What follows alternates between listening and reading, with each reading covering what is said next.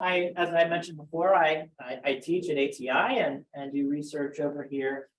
I'm based out of Worcester, and I know some of you, but there's others that I haven't had a chance to meet yet. So welcome. If I haven't had a chance to meet you, I'm going to be here all day. So I look forward to getting to know you a little bit today and then over the remainder of this project. So my goal today is to talk a little bit about the soil sampling that we've done on your guys' farms. And in particular, I'd like to set the stage by helping you understand soil through the lens of soil health. And in general, when we're talking about soil health, we're hoping to develop practices that promote the performance of soil or the functions of soil so that they sustain plant and animal productivity, to support our human activities like agriculture, building sites and human health, maintaining or enhancing our environment in the context of water, air, and overall ecosystem quality, and also just to provide a wide range of ecosystem services.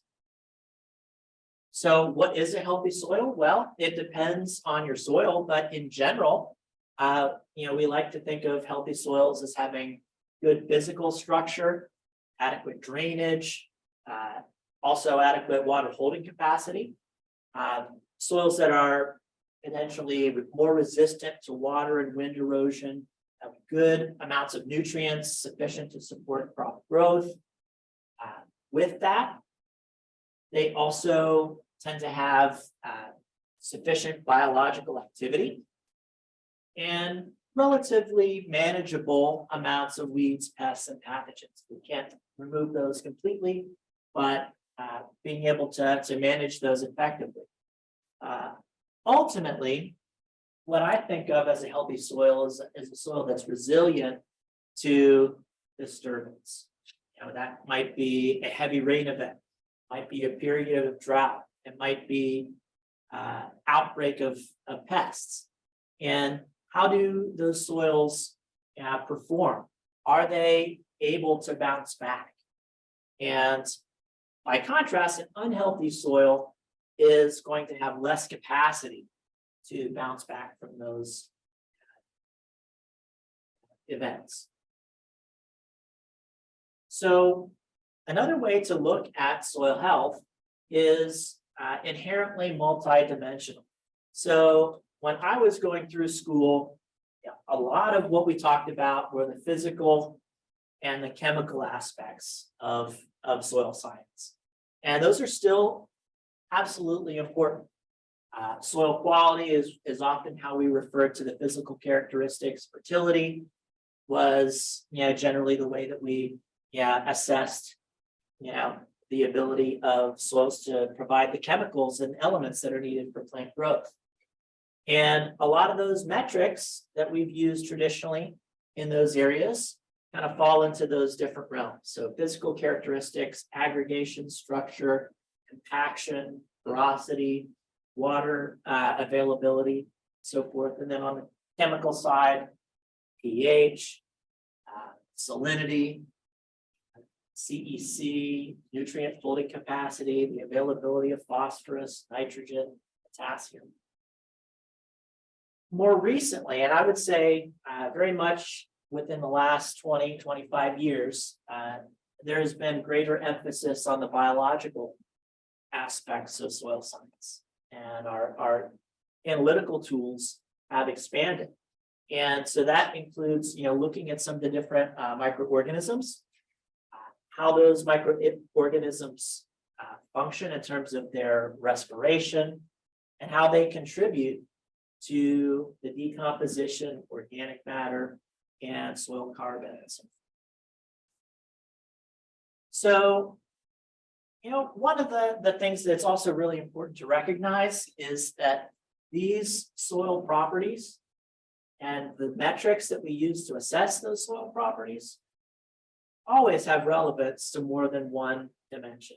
So, for example, we look at soil organic matter, we might think, okay, so that soil organic matter is coming from crop residue or from manure. You know, it's inherently biological in nature. Well, it still has absolute important relevance for the physical characteristics in terms of tilth and soil structure, and also chemical relevance in terms of enhancing our CEC or providing nutrients to crops. So just because we might categorize it roughly in one category or another doesn't mean it doesn't have relevance to, the whole picture. All right, so working within this framework, how do we assess the health of your soil? Since soil health is inherently multidimensional, we want to be able to monitor multiple soil health indicators over time. And you guys have a snapshot of the different metrics that we've been looking at over the course of the last year. And our goal is to monitor those over time to see if our parameter in question is suggesting an improvement in soil health, a maintenance of soil health, or a degradation of soil health. And different metrics, are going to represent, just because it's going up doesn't mean it's an improvement. We have to look at what that metric actually means. Another thing to keep in mind is some of the measurements that we've taken on your farms are what we would call inherent. These are characteristics or indicators that are basically fixed in nature.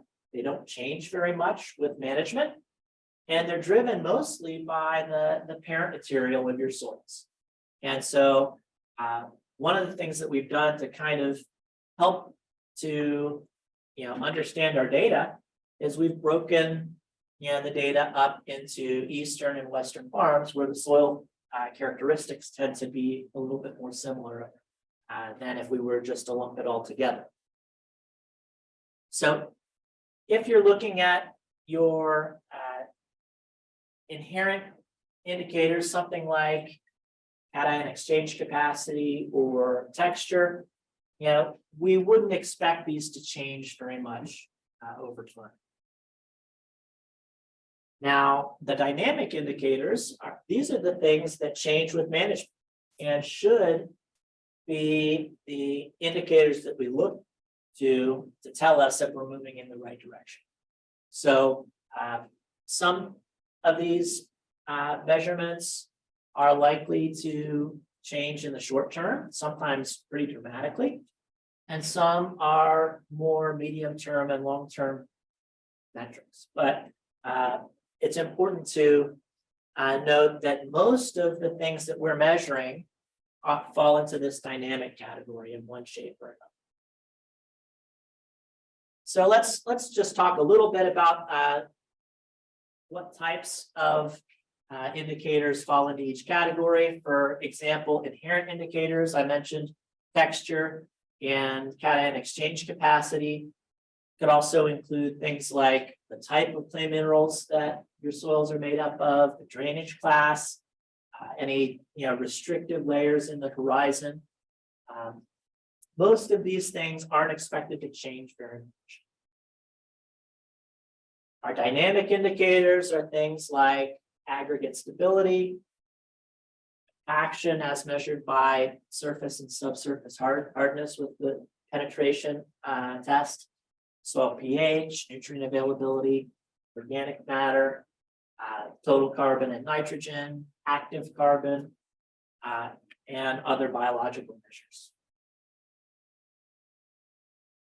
Question mark is how fast did these things change? And I'm going to take a moment to get a sense of your guys' understanding of how dynamic these indicators are. So on the list that we've got here, does anybody want to take a a guess or make a statement as to which might be indicators that change very quickly, say within months.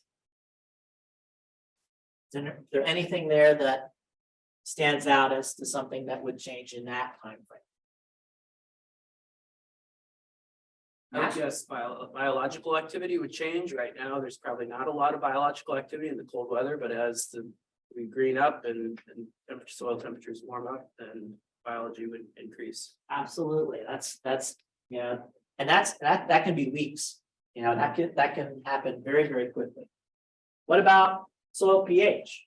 How long does that usually take to change after you put down some lime? That's what kind of lime you put down. True. But typically 6 months, sometimes up to a year for that to fully react. Something like soil organic matter, that can change slowly over several years. It can change, but it's not going to happen overnight. And it's going to require quite a big change in management to get that change. All right, so what soil health indicators are being measured on your fields? This is a snapshot of the dominant measurements that we're taking on your fields. We've broken those down into physical, chemical, and biological components just to show that we're trying to capture all those different dimensions. Texture is important for just kind of getting a good sense of what your soils are like. Wet aggregate stability is maybe something that you haven't had measured before and will be kind of unique. We do that by collecting soil samples and taking those aggregates and wetting them up and seeing to what extent they disintegrate when they're exposed to water, and seeing how much of that soil actually flows through a sieve. Surface and subsurface hardness. If you see folks coming out on your fields with a push probe that doesn't actually collect soil, it just basically gets pounds per square inch of resistance. That is a measurement of compaction, both in the surface and subsurface horizons, and we're still continuing to collect some of those. That takes some time, and it was a secondary measure we decided to include. Chemical components, pH, nutrient availability in terms of the malic 3, concentration of phosphorus, potassium, calcium, sulfur, and others. Extractable nitrogen and ammonium, CEC, base saturation. These are primarily coming from your Brookside analysis reports that most of you have already received and that we've consolidated into that kind of master data table. The biological pieces or indicators, these include soil organic matter and estimated nitrogen release from that organic matter, total carbon and total nitrogen, as well as the ratio of the two to one another. Active carbon, which is a measure of soil carbon pool that tends to be pretty responsive to management. Soil respiration. This is similar to the Solvita test. It's a 1-day incubation and measurement of the amount of carbon dioxide that's released as those microbes wake up. And then the ACE protein test is something that we're not going to present today. We don't have that data back from the lab yet, but we will be getting it soon. So some of the biological measurements we just got back in the last couple of weeks. So we're trying to understand it ourselves, and you guys can help us do that. So you are part of the discussion kind of in real time.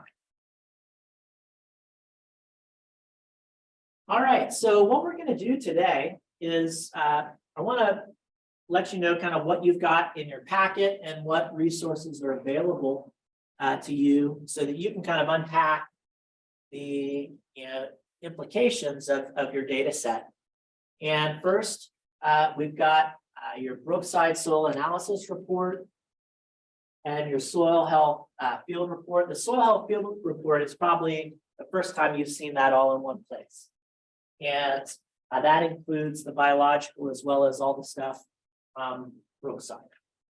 So I'm going to encourage you to look at that primarily as we start to do this next activity.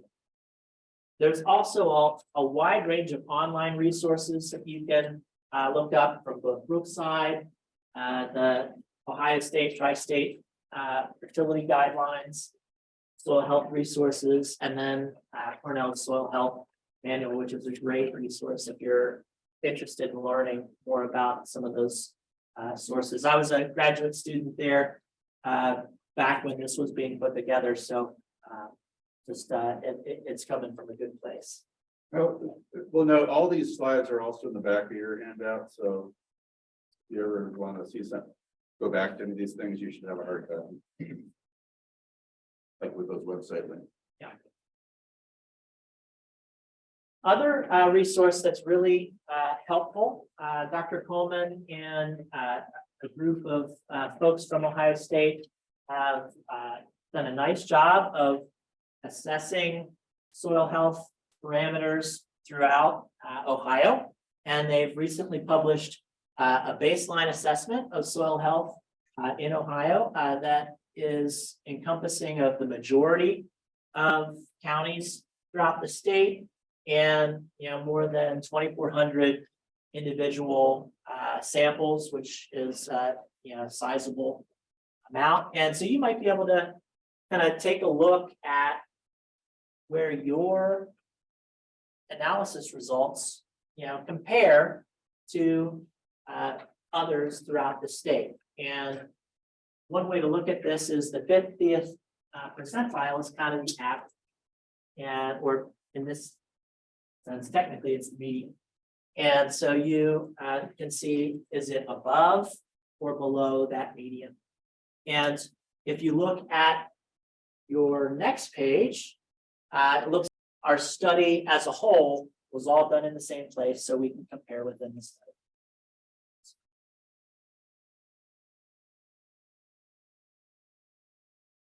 All right, so next step here is I want to start to unpack some of the soil test results study-wide.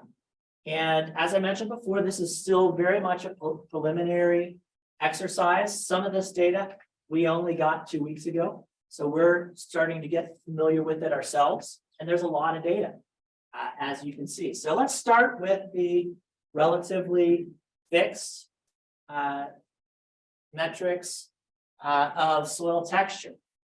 We've got essentially, two regions represented in the study. So the area around Wayne County and Holmes, which we're characterizing as Eastern Ohio or East, versus the West, Auglaize County and surrounding areas. And we're seeing some clear differences in soil texture. So most of the soils in Eastern Ohio fell into the silt loam category, whereas in Western Ohio, it was in silt loam and silty clay loam. And so if you take a look at the percentage of sand, silt, and clay, there were some noteworthy differences. Sand percentage was relatively similar. Silt percentage was slightly higher in Eastern Ohio than West. And then the opposite was true for clay. So Eastern Ohio had less clay, substantially less clay than Western Ohio. So this has implications for things like cation exchange capacity, total exchange capacity, the ability to store carbon. Carbon tends to associate with clay particles and become more stable that way. So clay soils tend to accumulate organic matter and carbon more readily. And we'll see some of that in the results. All right, Physical properties. I wanted to pull this one out because it's maybe something that you're not as used to looking at. This is wet aggregate stability. And wet aggregate stability, again, is you take soil aggregates sifted at a particular size, you put it on a sieve and you wet those up. And you see how much of that soil disintegrates and falls through the sieve. And then you measure, what's remaining. So what we're definitely seeing across the different field classes is that as you, basically your cash grain fields and cash grain fields with livestock manure were intended to have slightly lower aggregate stability. And as you had, greater diversification and perenniality, and integrated livestock, and particularly with your pasture and hay fields, you had, considerably higher, aggregate stability. And that makes a lot of sense. And we saw the same trend in both Eastern and Western Ohio in general. The thing that's happening here, and if we kind of contrast, look at the extremes, anything with, greater root mass, in the soil, allows for greater microbial growth, particularly your fungi, and this interaction between fungal hyphae and roots will tend to stabilize, soil aggregates, in a significant way. So that's what we're seeing. So that's, maybe what we would have expected from just reading the literature, and it seems to be looking, go ahead. Can you just walk through how to read that chart? Yes. So in general, what we're looking at here is what we call a box and whisker diagram, and we're going to look a lot of these over the course of this. The middle line of each box represents the median. The upper end of the box represents the next, so this is the 50th percentile, the 75th percentile, and the 25th percentile. So that's the center. Half the samples are. Half the samples are in the middle, and then those lines up there above represent the other ends of the spectrum. So 25% on the bottom, 25% on the top, and then those points represent outliers, or as David mentioned, flyers. All right. So overall, in this one metric, it seems to be matching what we might expect, and that's good because we spent a lot of time developing the different field classifications, and it's looking like things are pointing in the right direction. Now we looked at a lot of different measures. It doesn't always show what we expect. All right, so let's take a look at some of the chemical properties. A couple of things that I want to note. So total exchange capacity, there's also, we could have included a panel that included your CEC. Total exchange capacity is basically your CEC plus the exchangeable acidity. So it has, it might be slightly higher, maybe 2-3 values higher than your typical CEC, but your CEC values are on your sheet. You'll notice that Western Ohio has considerably higher total exchange capacity and cation exchange capacity than Eastern Ohio. Makes sense because higher clay content. pH, we're seeing some interesting results here. Slightly higher pH levels in Western Ohio versus East, and slightly higher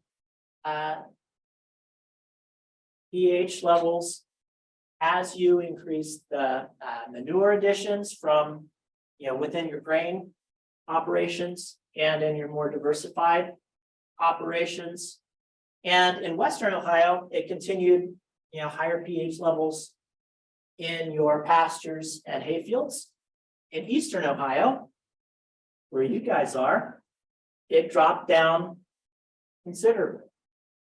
I don't have a good explanation for that. And I'm hoping that maybe you guys can help me, understand that a little bit. A couple of things that came to mind. Sometimes hayfields don't get limed as frequently as row crop fields, so that might be part of it. But I would expect that trend to be true both in East and West. So any thoughts to share? I don't have a good explanation for that dip in pH.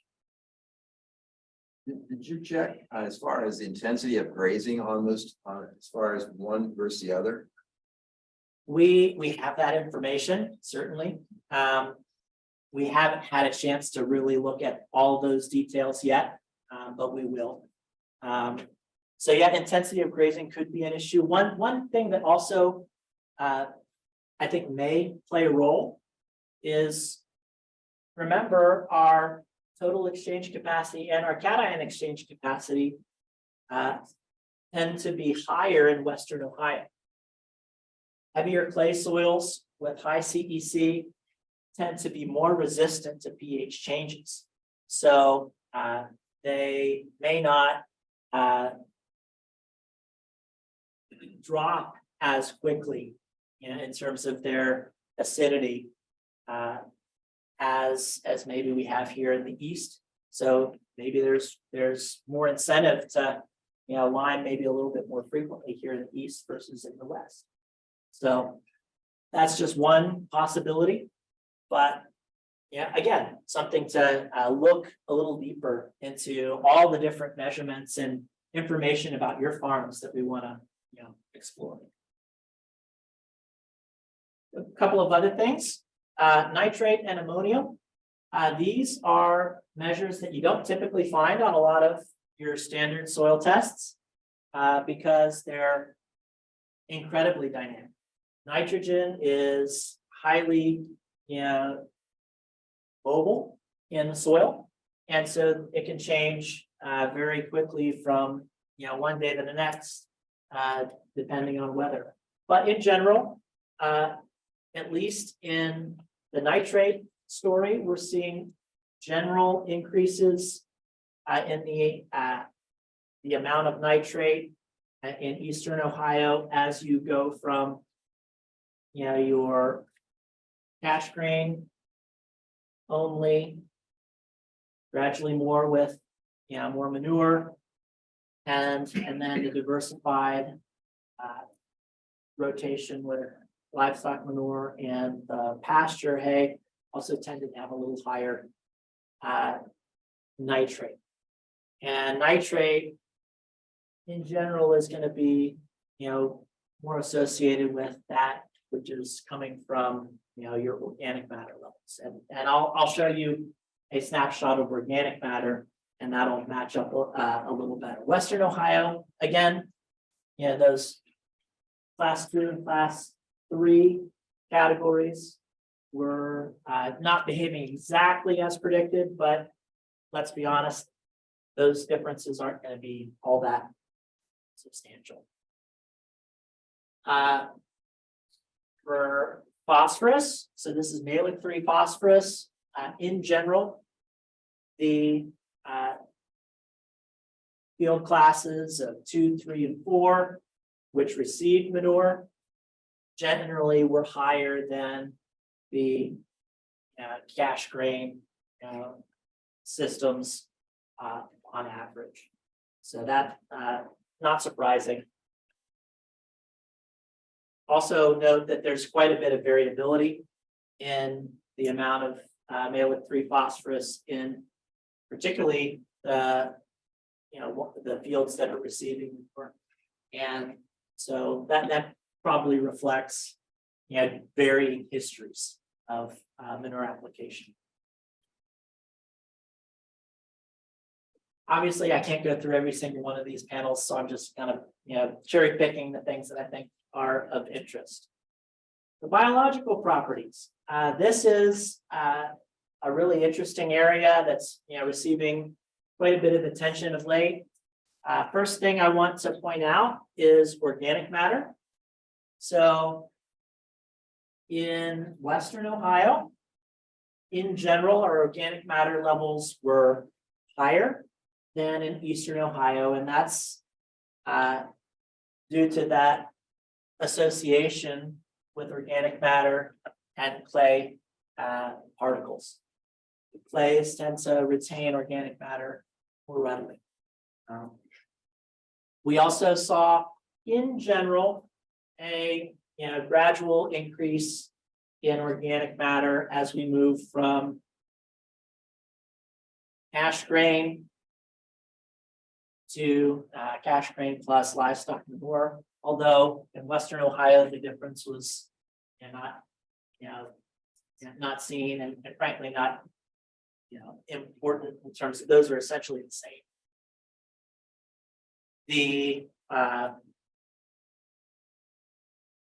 The presence of that organic matter and the more diversified rotations and ones that receive manure, and in Western Ohio with the pasture and hay makes some sense, is what we would kind of expect. The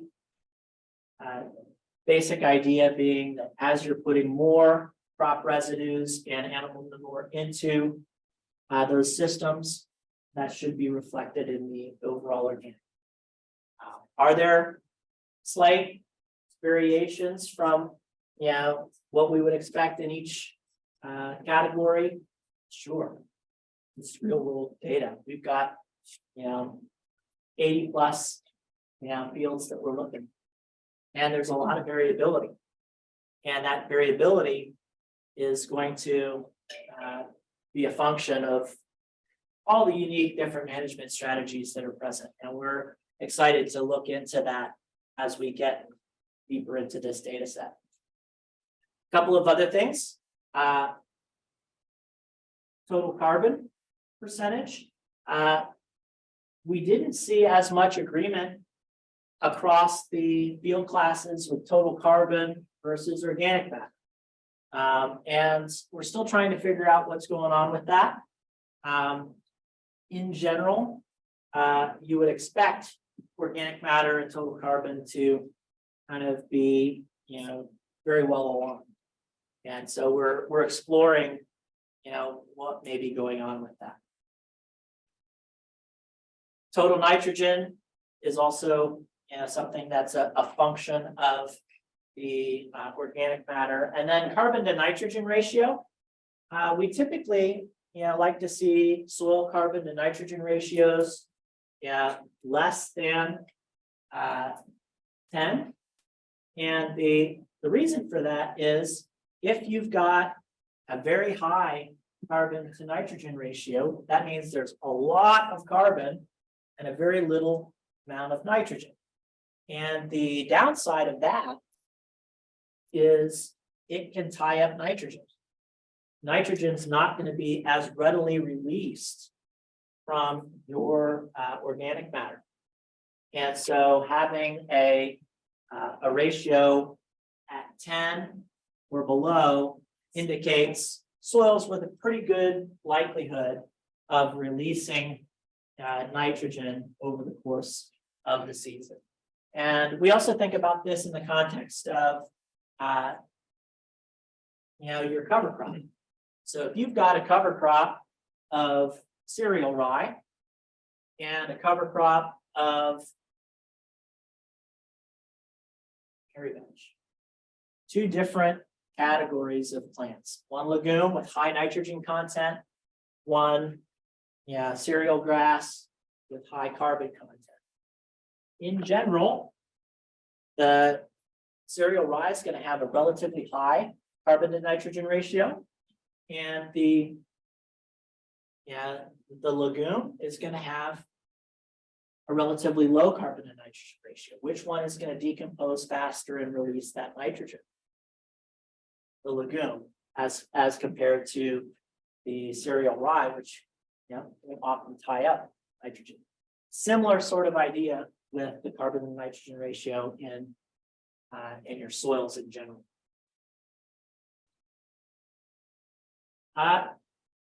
Next up is active carbon, otherwise known as POC. This is a pool that will tend to be responsive to management. We're not seeing quite the same agreement with active carbon and total organic matter as we would expect. If you, for example, I'm not quite, certain as to why in the hay and pasture systems that have manure, that the median POC tends to be a little bit lower. That is still something I need to explore. We're looking at, comparing the results from the Missouri lab with some of our predicted results from our lab here. So we're exploring that a little bit and may run an additional set of analyses on them. So we have to do that often in science. If data aren't looking right, we go back through the methodology and we try and rule out any handling or protocol possibilities. And then if the data are reliable, we go with what the data say. Respiration, we did see some interesting differences that tended to align pretty well with soil organic matter. In general, respiration tended to increase as we added more manure and greater the presence of perennial crops, which makes sense. As you have more organic matter, you should have more food for microbes to consume, and they need that organic matter to begin their process of growth. It's energy for their growth, and then they respire accordingly. All right, so this is just a quick taste. Obviously, there's a ton of data here. It's going to be a really exciting and rich data set for us to begin to learn from. And as I mentioned before, particularly with some of these soil health measures, we're still just getting these results. For example, we haven't got the soil protein results yet, and that's going to be an interesting thing to add to the analysis. So with that, I'd like to give you guys a chance to ask some questions, and also know that if you have questions, that go beyond today, feel free to reach out to me, and I'll be happy to follow up with you and help you understand some of the results that we've got. Yeah, Matt. So I'm curious about the aggregate stability and just trying to wrap my head around it. So the higher percentage is better. So Yes. so less went through the sieve as you were talking about the test. Exactly. And so why that matters is because there's less runoff. When we have higher aggregate stability, soil typically would run off in a wet event. There'll be less runoff. Is that why you're looking at that? Yes, so essentially, if you've got more stable aggregates, when you do get a rain event, the soil will hold together better. You won't have that layer of sheet erosion that carries soil particles that then could contribute to sealing and so forth. So those aggregates should hold together better. And if there is runoff, they're not going to carry as much, soil away. And in general, should be able to allow water to percolate through that initial horizon better. And that's what we want to see with, when we get a rain event, we want to see the water go into the soil as opposed to, running off in sheets. Good question. Continuing on this soil aggregation, is there any attention given to soil disturbance, whether it be tillage or livestock activity? We've got, in this initial analysis, we haven't looked at that yet, but we've got a lot of data that we've collected on each and every one of your farms on, how frequently you're tilling, what equipment you're using to do the tillage. Are you just doing a vertical tillage pass, or are you doing chisel tillage and something a little more aggressive? So we have that kind of information that we can use to understand. Look at all that variation. We've got a lot of a huge range of values. That's a function of your management history and the overall, behavior of your soil type. Good question. Yeah. In that same area. In the cash grain only, and looking at my data here. My aggregates are so low, but I don't understand, is it because they're disappearing because the earthworms are eating them up and so nothing is left? I guess Where do you fall into this this range? What do you mind sharing your value? hang on. And let me just say here, we recognize that your data is important to you and you don't want to necessarily share, shout that to the rooftops, but at the same time, there's a lot of factors that could be involved here. So Well, my field average is 5.77. So you're probably right around here. So you're right on the edge of that 50 percentile range. So in general, how much till you've been no-tilling for a long time. You Yeah. mentioned that. So that's surprising, but the likelihood is if you had been doing tillage for that period, you may have been in this bottom rung. So it's more important to compare where you were and what you've gotten to. And to a certain extent, it's a function of the soil properties that you had when you started. A lot of wet aggregate stability has to do with clay content as well. So look here. This is the starting point for Western Ohio. You'll never probably even get onto that envelope. So some of this you can change, but not all of it. You've got to work with the parent material that you've started with.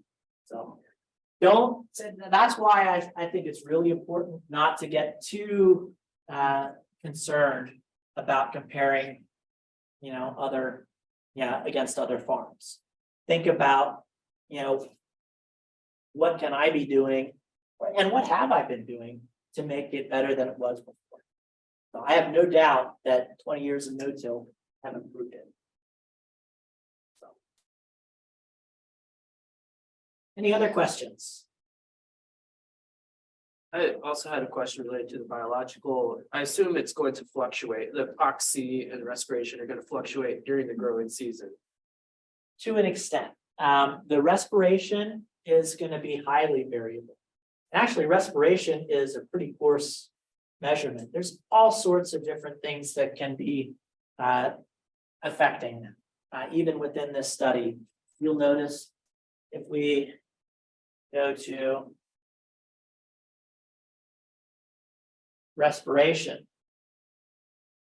I mean, look at that range just in one category, Western Ohio pasture and hay.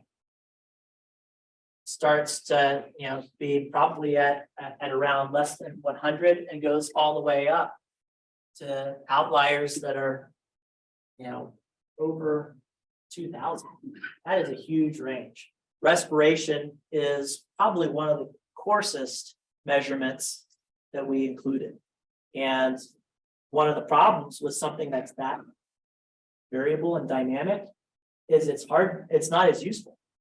There's kind of a happy medium between something that is able to be managed and has a measurement approach that is reliable enough that we can make management decisions based on it.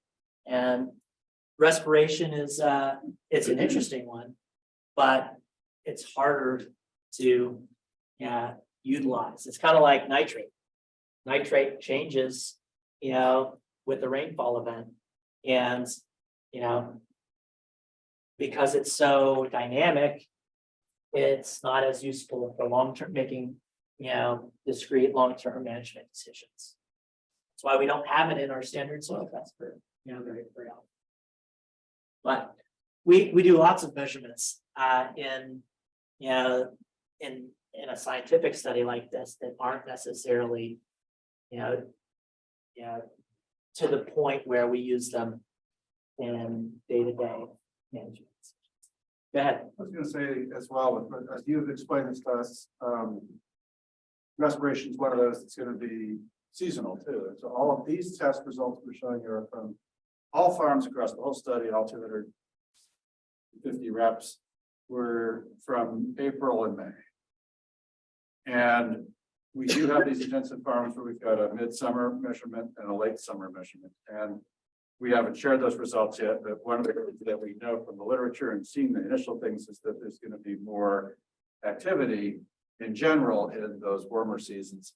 And so we're talking this coming year about doing our soil testing more in, May, June, so that we pick up on the differences that might become active. And if you are looking at doing this for a long time, like Ryan says, it's really important to do it at the same time of year if you're going to track trends in these, so that you don't pick up. I happen to pick, a hot summer, wet season one, and then a cold early season one, and compare those numbers. Are not going to be always directly comparable.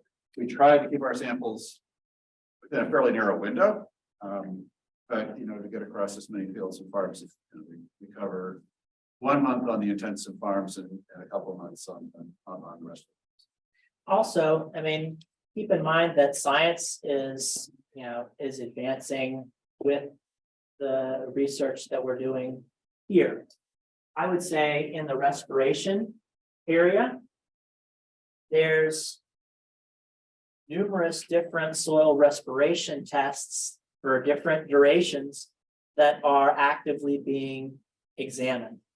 The one that we use is a 1-day, 24-hour, incubation. There's some that go for longer periods, 3 days, sometimes even longer than that. And what scientists are trying to do is to figure out which one is reliable. And not only that, but what is cost effective. Longer, incubations cost more money. And so we've got to strike a balance when we're working with industry for developing measurements that are useful and predictive. And reliable for making management decisions, but that are also cost effective. And I would say in the space, looking at soil respiration, it's still a very active area of research that is likely to change and develop over the next decade. Some of these other measurements have a little bit longer track record, and we've settled on more measurements. And these sort of processes happen. How many folks have looked at Ray phosphorus in the past? In your soil analysis reports. It's something that we've used historically in Ohio. We've moved to Malic 3, for most of our recommendations going forward, because with one extractant, we can extract phosphorus, potassium, and all the microbes. So from a lab's perspective, that's more cost effective. And we've worked to revise our soil testing recommendations and guidelines to match where the industry's going. All right, I think that's enough for me. If you guys have questions, I'm sure you will. Pull me aside over lunch. Email me. I think I put my email on one of the slides. So feel free to reach out, and I'll be happy to have a conversation with you. Maybe come out to your farm, or at least spend some time on the phone.